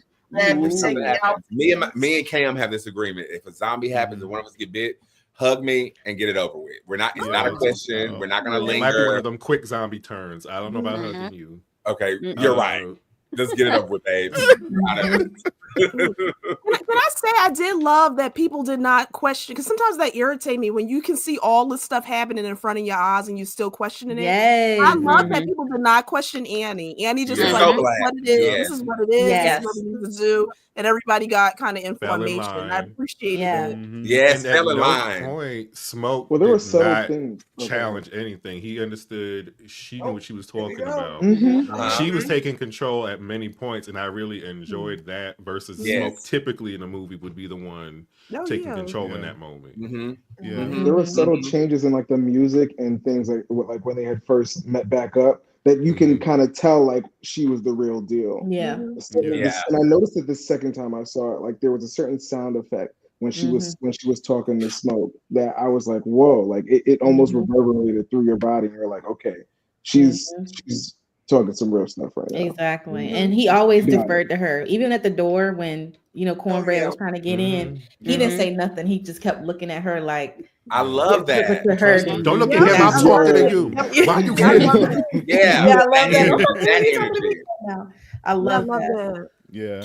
I actually have a question about that as well. So, and since we saw it together, Tamara, when she kept referring to, before she knew that they were vampires, right? At first, what word did you keep hearing? And I did some research after, so I know what she said now. But so you thought she said hate, like as an HATE? I hate. Right. I think it's a hate. I know what she said now, but it spelled like haunt almost. HAIN something. T. I don't know. We look T. Yeah, that's it. So, well, I only knew about it because I homeschool my kids, so I read to them African American folklore tales, and so I've read stories about that before. So I also love that too. Like she went straight to folklore with authority, which is made it so. And this is not a. It was hot actually to see her take charge and be the boss. It was for me. I was like, yes, Annie, be the one in charge. You better eat that garlic too. Okay. Oh yes. She was not playing. That gave me a little bit of like the faculty, like I wasn't expecting that at all. When they did that, I was not expecting that. Yeah. So did you guys think one of them was going to turn during that scene? I thought that would have been too predictable. I didn't think anyone would turn. Yeah, because they were playing it out like that, but I was just like, okay. And then I'm like, who was it? Was it Perlene that was? Perlene. Yes. I was like, girl, it better not be you. Please. And Delta was scaring me a little bit too. Oh yeah, but that was just bad indigestion. Yeah. So I read that when people were making the From Dusk Till Dawn comparison, Ryan Coogler was like, "Yeah, there's some influence, but actually more influence came from the faculty more than anything." Mm-hmm. There's a lot of different. I can see it, and that circle moment was that for sure. When I have liked, that was thinking remind me of The Thing. When they had the little tester in the thing. See, and that plays too in terms when people make these like kind of like vague statements. Like so many films pay homage to other films in little ways, right? Yeah. This is not like this one-off thing, right? Yeah. He did that a lot when I'm sorry I have to say it because you guys are gonna have to drink. But when Stack was locked in the room and he woke up, the way the camera was shooting up at him at the door was the same way they shot Jack Nicholson in The Shining when he was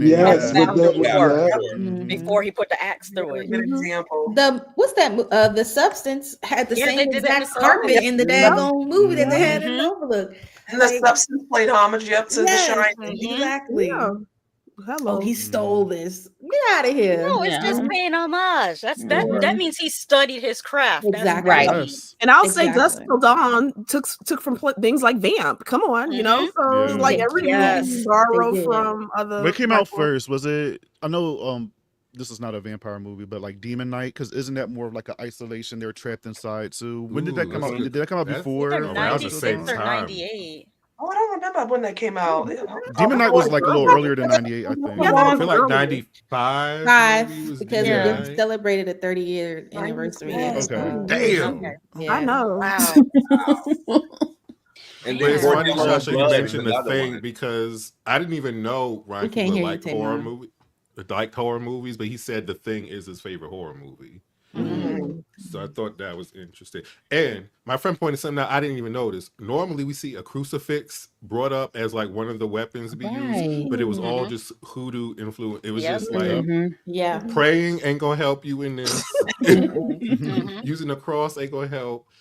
So it went over my head. So, but I love that too. Yeah. If anything, it almost seemed like it was. I don't know for sure, but it felt like he was criticizing how the church tries to make you feel like music of the world is bad when music of the world is also spiritual.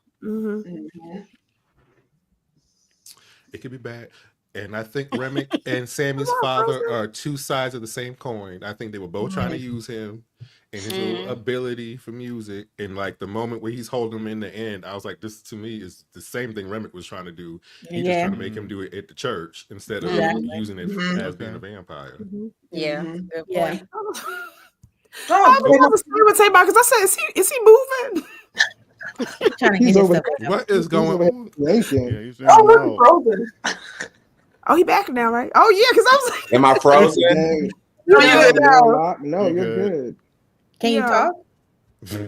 Yeah, can you hear me? Okay, yeah. Oh wow, wonderful. Okay. I'm behind you, Ricky. Can we talk about Grace? Because since we basically here, that's what we're Grace. What is your obsession with Grace? So at first, everybody hated her in the theater I was in that moment. Mine too. You know, I normally love a woman who's just like, fuck it, let's just do this. But I was like, you didn't wait to plan nothing. No, but not prepared. I think the problem was normally in these moments we would see like a really good fight between both groups, and it kind of seemed like they got dominated as soon as the vampires came in. If there was a real fight, it would have felt like a good payoff, even if some of them died. So I give her some grace for that. But so it's not necessarily her fault. They weren't on the level to fight the vampires. She was also thinking like with Grace is just like once she heard about her daughter, because we didn't mention her daughter Lisa, like once she heard that, like she was just like, oh no, like it's game time. We gotta, because they're not gonna kill my child. So it's like I get it, you know what I mean? But you putting everybody else's life in danger. But at the same time, she's just thinking about her family and herself. Oh, go ahead, Kira. Oh, in the theater that I saw it in IMAX. When she said, "Come on in," the whole audience went, "Oh!" And this one person yelled. This one person yelled, "You fucking bitch!" I'm surprised no one in the movie reacted like that after she said it. It was nothing they could do. They tried. When she bit his hand, she was like, "Oh no, we get up out of here." And then you gonna die immediately. Just go to your husband and not do nothing else. Yeah. But see, Do you also think my that they thing had was, the- like she wanted to protect her daughter, but she literally sacrificed herself. So now she got no parent. Yeah, she got nobody. Exactly. That's okay. She's gonna grow up and be strong and smart and beautiful and raise her own vampire hunting family. Sorry. Grace pissed the whole audience off in real life. Well, you Do you think that the way that they sung, or it had something to do with the singing, the music, that they found a way, especially since after her husband turned, that they got into her head? Because in the beginning, when they first started playing, Big Boy Robin Clean, right? Didn't it kind of look, to me, it looked like they were hypnotizing them, right? It felt like I was wondering, like, look, there were those moments right there where the trio singing the song, and I was kind of getting hypnotized myself, but then you see the group looking at them like, okay, and the only one that's really interested it is Stack. Music, but I don't think there was any mesmerizing going on. No, but it's like I felt like that could have been part of the plot. I'm not saying that I wanted, but like I could see that being a possibility. Yeah. And then like when they're doing the big number in the middle, like that was almost really like tribal to me. Oh, But then remember, they sang Paper Robin Clean again, and Grace had her hands over her ears. It really got to her at that point. After she saw her husband, I felt like she could hear specifically her husband singing it, and that it looked like it really got to her. And at that point, that's when she went to go grab that Molotov. I imagine it's really annoying because it's not like they were trying to be like vampires typically are. You're trying to be nice and like convince me you want to do that. I would be even more annoyed that y'all are doing that versus just trying to kill me. Oh yeah, her husband wasn't doing a great job though. Like he's like, come on, let's get in the car. Meanwhile, Cornbread is munching on somebody next to him. That's what made it so good and funny. Working. Like he was like, "Come on, baby, ain't nothing wrong." She's Right. like, "Babes, Charge money. putting him up down there. What are you talking about?" Yeah. He's just And like, when they started talking to her in Chinese, that was great. Oh, that was nasty work. That was real nasty work. Yeah. Wait, can I ask one thing though? Because I think this film kind of had a different twist with regards to the invitations. Like, and please let me know if I'm wrong, Shasha. You'll probably correct me for sure. You or Christy. But in terms of the invitation, I thought it was always, when I'm thinking about historically film, that the person who like owned the property was the only person that can provide an open invitation. And this film kind of did a whole twist where, like, it didn't matter as long as you were inside on the property, they wanted to come in. Anyone could have said come in, and I was like, oh, that changed the game. I did think about that when that happened. I was like, well, wouldn't it have to been one of the twins to say it? But I guess not. Yeah. Oh, And I thought it had to be a house you owned. I didn't know it could be any building. Well, they had a deed. They probably wasn't real, but they had one. Oh, no, it won't. No. Did they really have a deed though? I saw they were given a piece of right. paper. I don't know. That wasn't interesting. Maybe that was the only way for it to work. I guess I'm just thinking about logistically. Like they weren't ever really at the door. Maybe that was the only way they could make it work by twitching that floor up a little bit. But I don't know. I mean, Smoke could have easily done the same thing because his brother was out there, so they could have used the same emotional beats for him to do the same. But I think Bobby, you nailed it. Lisa was the cause for all of this. I rather all of us maybe die and our baby girl stay alive versus this. She and burned them both alive and went to glory. They would have had to get her if I was in there. Yeah, that was. Because you can't deal with blackmail. It's blackmail. I never deal with blackmail. Either way they're gonna take you out. You know what I mean? We're gonna survive. All of y'all gonna die. Thank you. We the last one standing. But what took me was Annie's pause to have this pep talk real fast in the middle of this battle with Stack. I mean, Stack? Smoke. Smoke. Okay. Have this pep Now you talk got Stick too. about Smoke. Watch your back, and I knew it was about to happen. I was like, yeah. Well, I wonder Annie. if she already, But that was her because thing, she right? saw ahead of She time knew, what was yeah. going to happen and be She like, knew. if I She get saw bit. she saw the thing. Remember, she blew her Mhm. stuff down Oh, and told her yeah. that. Annie, Which I where's your also haven't fireball, seen in a girl? vampire movie. So I'm just Yeah. like, Yeah. who That's why She she knew what told was him to kill happening. him. She knew that was the end for both of them.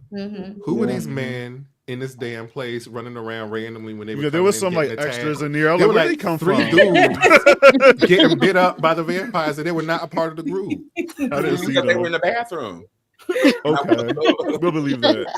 They were still trying to get some fish to We were take like, home. Andy, is the fish done tonight? Like, get your ass out here. You know what's going on. That's what really brought Remick out there. It was that fish fry. It was that.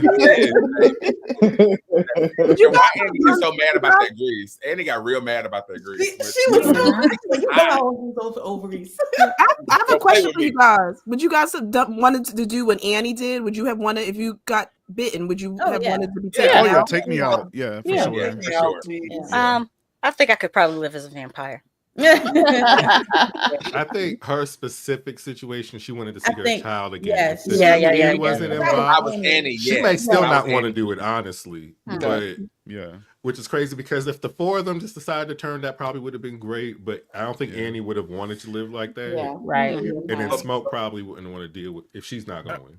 That's I'm a good also point, think- Michael. Did you see how they reacted when he killed Annie? Yes. They lost. Yeah. Yeah. Yes. It feels like they need this tribe of people with these gifts and these talents to make this whole thing amazing. And they reacted like, bitch, no, we needed her. Mhm. That was really interesting to me. Well, I also took it as, well, we know that they saw each other as family anyway, right? So for Mary, she definitely wanted her to be a part of it, but for Stack, he knew that if Annie didn't turn, then Smoke definitely wasn't going to turn. And he wasn't going to have his brother with him. Yeah, That was I probably would turn. Like I wouldn't want to. I would go like Annie, but I would probably turn if I knew I wasn't going to be controlled by Remick. You know what I mean? Because imagine the life that Mary and Stack is living. You know, we go all the way back to the 90s, and they're just doing their own thing. But if Remick was still alive, I'm pretty sure he would be controlling them. Yeah. So I would Or probably want to hunting them turn down if at I least. knew that I was. Yeah. See, I'm Yeah, still you confused lost me at no sunlight, because though. they I ran can't be in the off dark. before he even was killed. So I don't understand how the 2 of them ran off before he was even killed. So I'm not clear on whether Stack he's said that controlling them or not. Well, Stack said in the post credit scene that Smoke told him he had to leave, and as a condition of him not killing him, he had to leave. But I don't know why Mary ran off. He could leave. He could leave. Yeah. Well, Mary ran off because Stack told her to. And I'm assuming But their how bond is was Stack more even than saying what- run off? If they are completely controlled by Remick, how are Stack? they are. and I don't Mary- think they were. I don't think they're like really No. complete control. I think they Okay. can like. I think they can feel the feels. Obviously, like what was happening. Like every time he got hurt, like they felt it and they know each other's thoughts. But I feel like if Remick was still alive, he would be controlling them because he's the leader. He has an agenda, so he would be controlling them in a sense, not like their mind, but telling them what to do and things like that. Like he would. Yeah, until they kill him. Yeah, I took it as they probably left when all of them, when he was out, Remnick was out there with Sammy and the other ones, and the sun was coming up. They probably, it was their time to. That's when they kind of pieced out because you thought that Smoke was fighting him and all this stuff too. So yeah. The ending was pretty good. I like the conversation between Remick. I'm trying to speed through it. Remy and Sammy. Remy. I thought Remy spoke some truth. Not to be offensive to anyone's belief system, but I thought Remy spoke some truth. And I thought Sammy would have been like, you know what? You are absolutely right. But he hit him in the face with that guitar. And I think, hold on. But yeah, he hit him in the face with the guitar, and little did he know he was blessing the water that they were standing in, and he was praying over it and making holy water. And he burned the F up.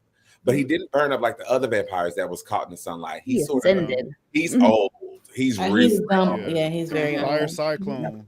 Yeah, Fire Cyclone, which was dope to see. Yeah.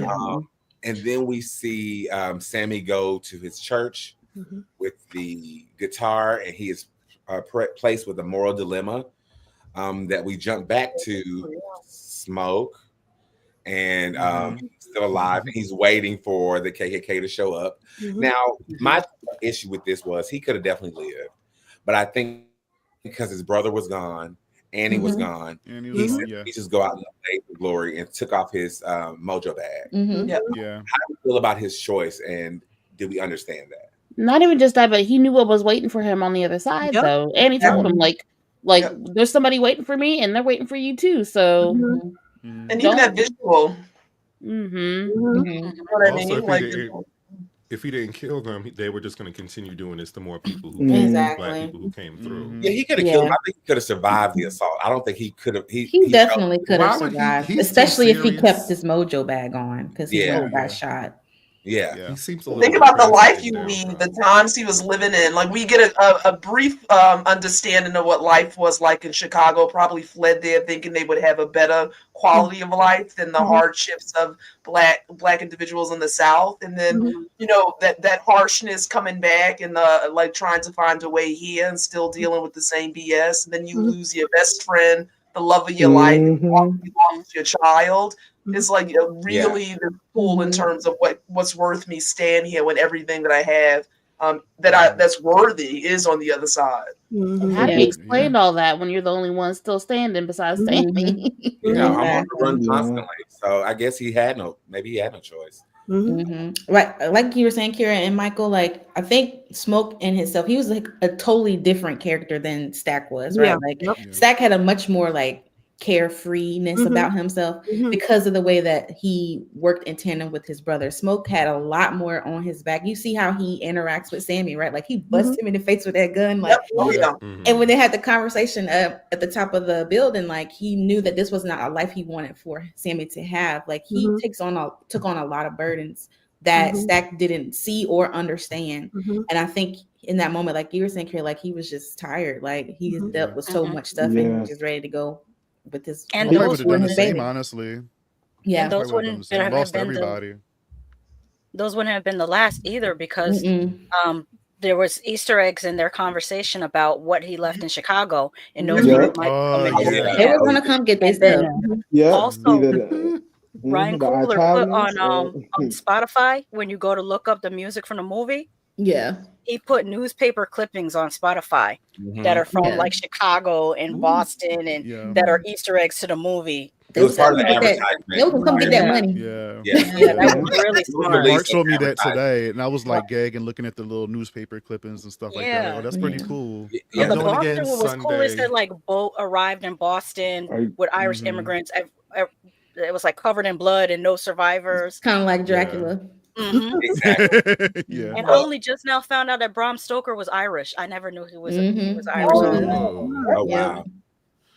That's really also Smoke killed their dad when they were young. They went to the war. Like that dude had a lot on his shoulders. Agreed. I think his father has an interesting story, and I'm not going to go all the way into it because we're running out of time, but I think it's something to say about they considered the father evil, and he also played the guitar. And, that is a story in itself. You know, was he a twin as well with Jedediah, because that was his brother? So many different things that they could unpack. I know we don't want prequels and sequels and things, but there's so many that we could talk about. Here's a random theory. I saw someone say that they thought that Stack was still inside of the building because the sun was coming up at the end of that part, and that's kind of why he didn't want the Klansmen to go inside of the building. Like he locked it down so no one could go in because they thought he was still inside. That's interesting. It was interesting, So let's take a moment to hear what other people are saying about Sinners. Oh, I thought that said gross. You got mad already. Killing it.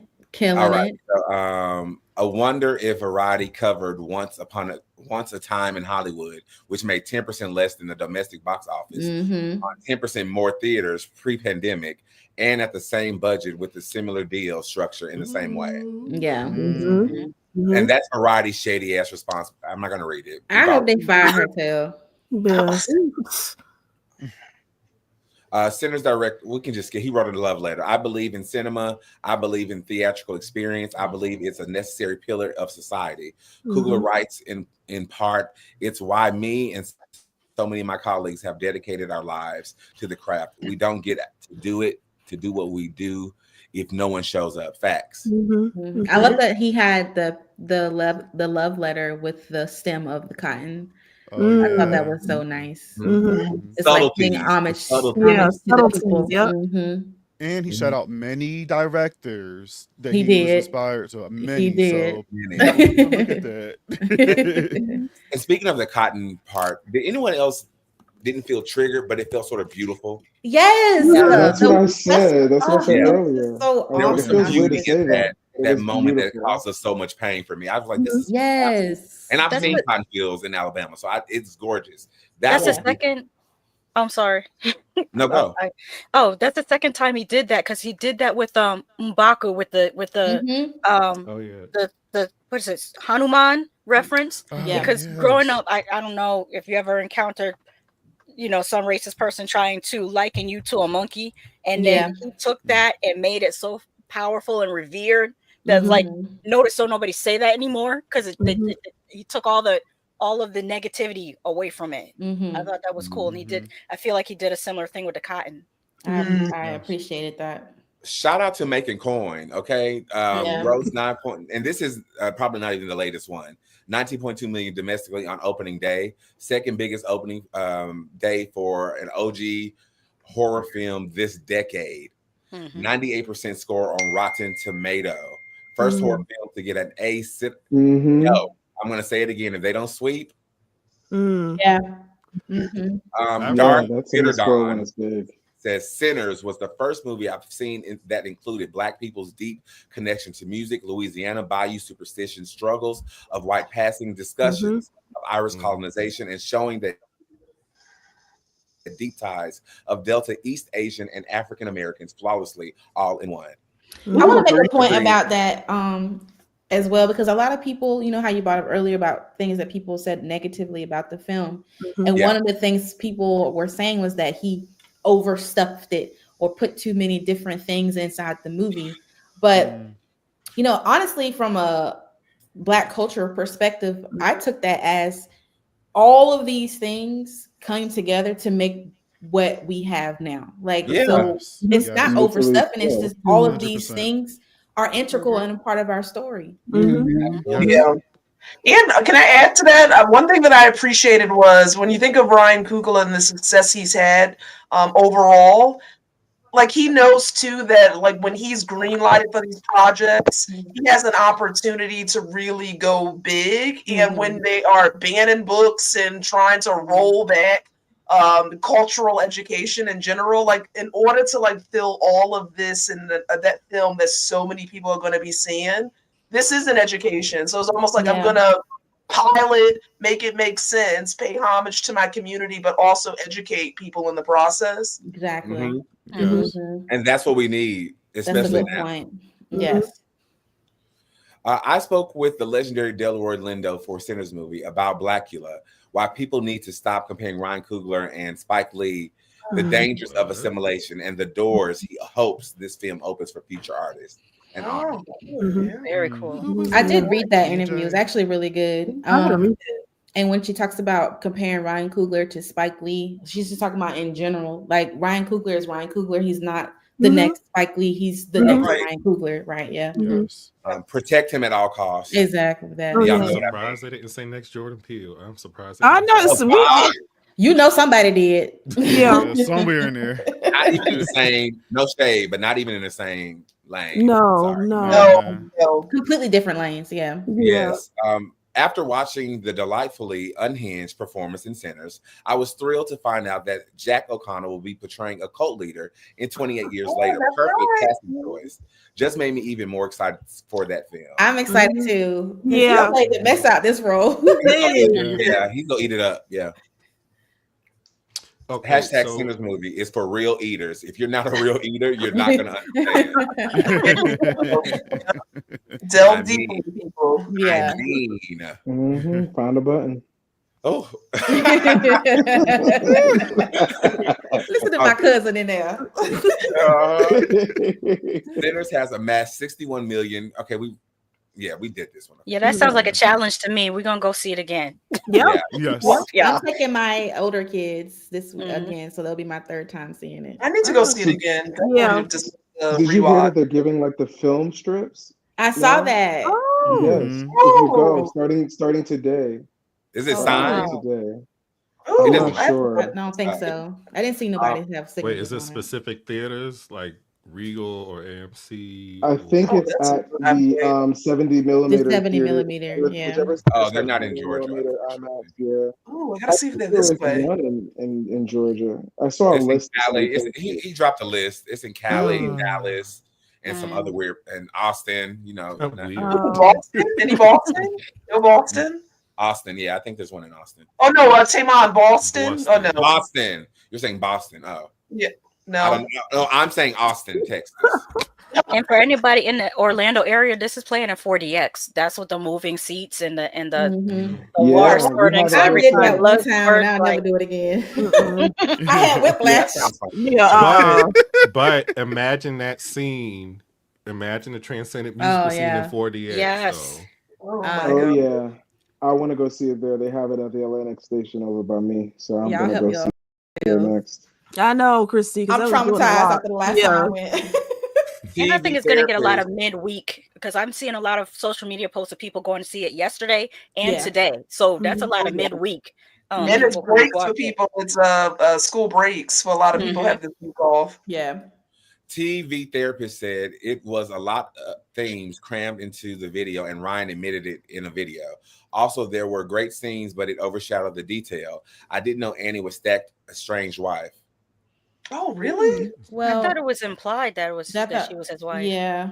I didn't get wife. I get soulmate. So like love, definitely like love interest, like history, like the deep bond, child. Yeah. You did a video, and I agree that they feel more like first loves that this is kind of like continued on, and so I get that vibe from them. Yeah. Hashtag Sinners, he really did it. Yeah, this was the vibe of Sinners that we've seen our entire life, and who knew? It's so crazy seeing that afterwards, and I was like, yes, yes. Just watch Sinners and Yeah, see, I told you. They come to warn you. They already know. They already know. Grace was like, you heard that white devil speaking Chinese? He about to go kill my daughter. Yeah, Mike. I was like, ooh. That was hilarious. She did call him white devil. All right, and Definitely we have history. one more little video that we're going to play before we get out of here. Yeah, the one I sent you. Yeah. She's like, huh? I said this is the first commercial.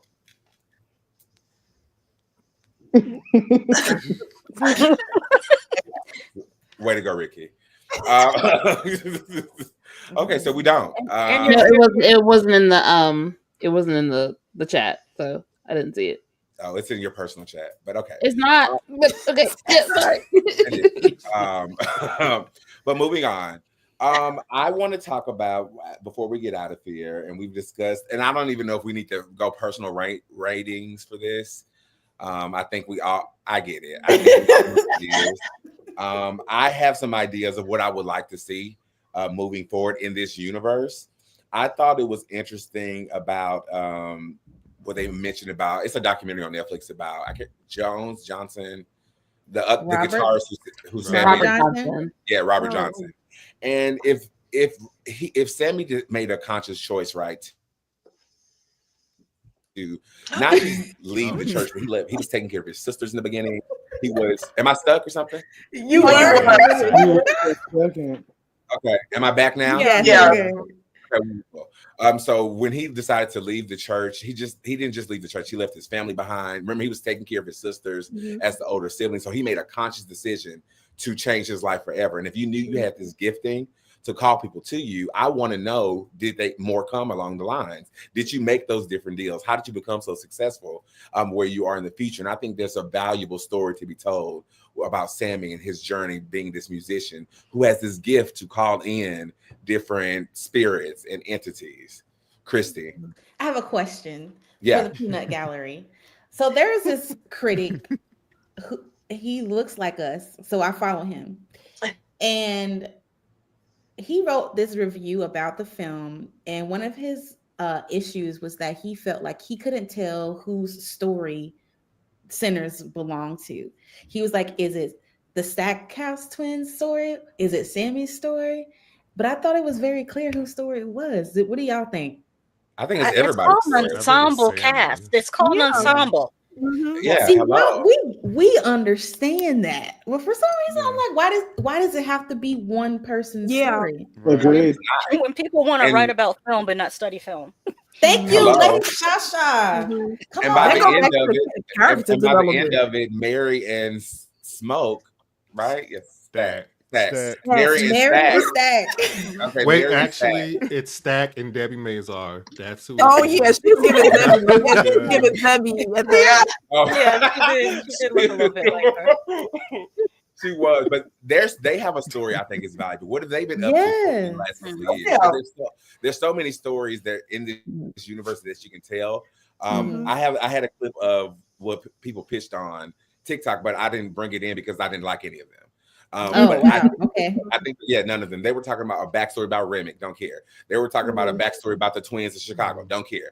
But what I was interested in seeing is the Native Americans and whatever story they are and how they're ties to the occult and what they've been doing and dealing with whatever creatures they came across. So I think it's definitely value in stories in this universe. It doesn't have to be a direct sequel to this story. This story is absolutely completed for sure. Yeah. I agree with that.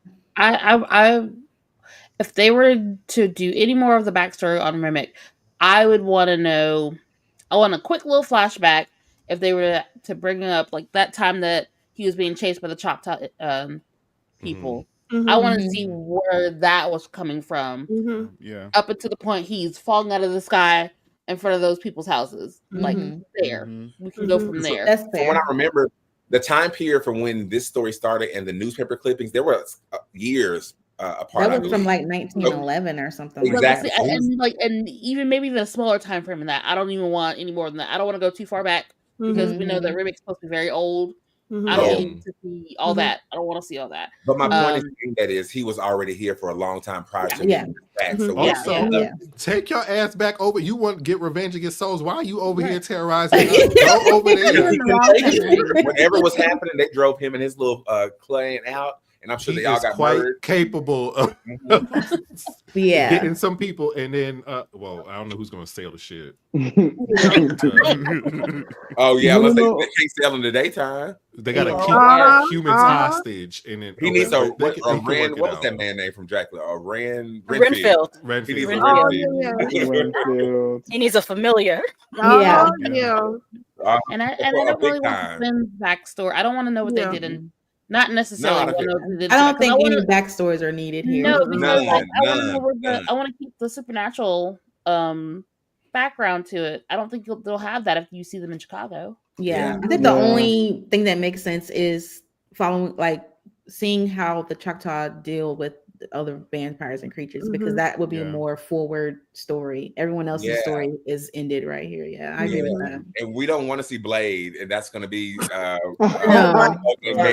That's what would have been absolutely. Yeah. Can we talk about the end credit scenes? Because that's what I was about to I loved the end credit scene. It was like they look so good. They look so amazing, and I loved how the music shifted to like this Black Panther, like Wakanda music. You know what I'm saying? Like I just loved it so much, and I had no idea that was gonna go that way.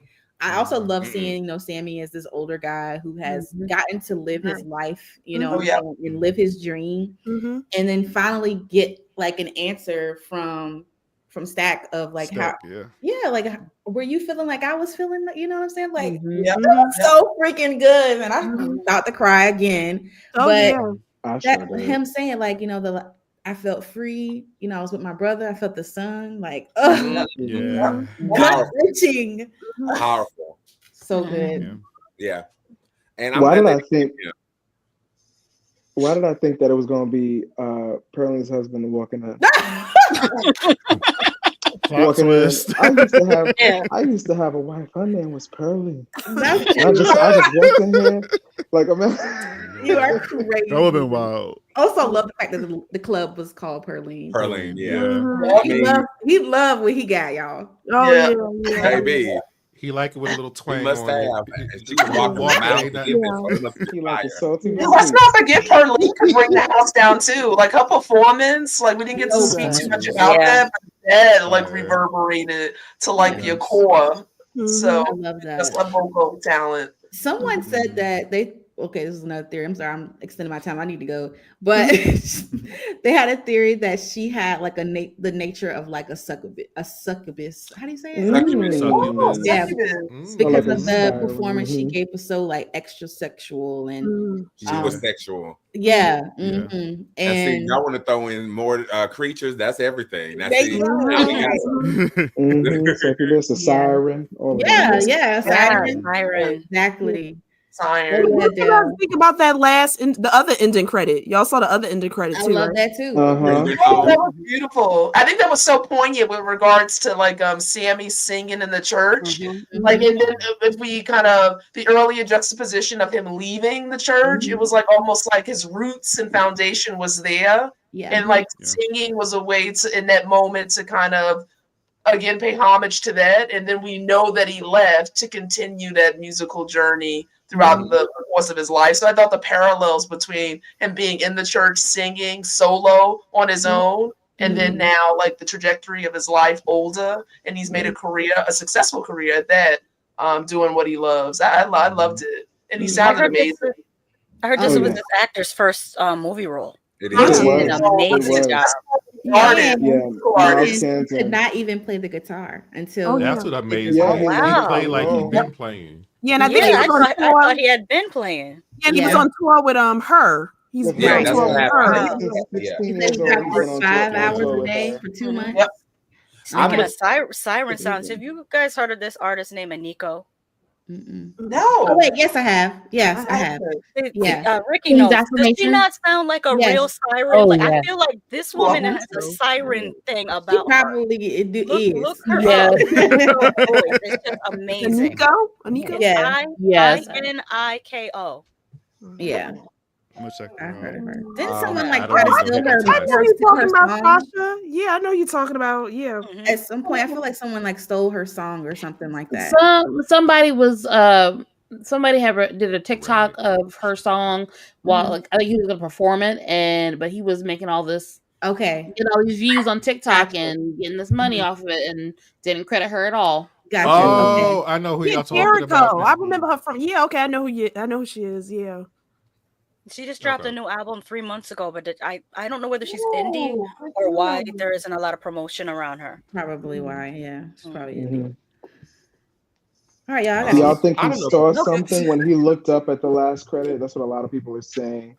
That maybe he saw something, somebody could have conjured. Probably Pearline.